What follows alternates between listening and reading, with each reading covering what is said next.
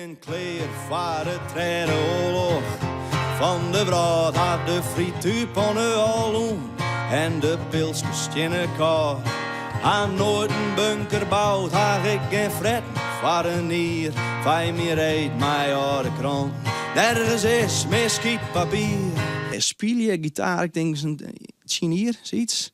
En echt optreden doe ik nou 2 jaar of zo. Nog net zo lang. Hoe bevalt het? Ja, leuk. Ja, dat is hartstikke leuk, ja. Nou ja, dat klinkt zo simpel, maar het is een hele stap. Hè? Dat is, ik ga thuis lekker zitten spelen. Ja, dat is heel wat anders dan op een podium staan van... hey, hier ben ik. Ja, klopt. Ja, nee, dat begon 2 jaar. Ik hier gewoon wat noemkes betocht. Ja. En toen zei hij... Wordt al in het fris trouwens? Ja, dat viel gewoon het meest natuurlijk. En ik dacht, toen ging ik een keer vrij, nou, ik is wel optreden. En ik denk, maar mijn zin. Maar... nou ja, we stoppen eens vregen voor dingen, dat is wel leuk. Ja, en dan goed vanzelf, ik weet net, maar dan gebeurt er iets. Hè? Van hier komt het oren. Ja, klopt. Ja, dan was daar vregen, dan daarvoor. En ik denk zo, wat ik nog mijn best was. Dus dat is wel hartstikke leuk. Reist fretten, haast een huis.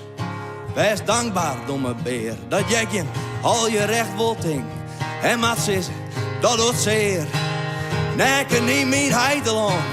Hoe gaat dat je mouw? Precies, net heel goed.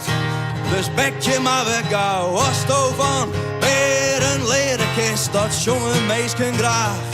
Maar als het erop omkomt, stelt je niet in mij ooit een vraag. Ik had wel eens in het Nederlands proberen, maar het viel gewoon een beetje...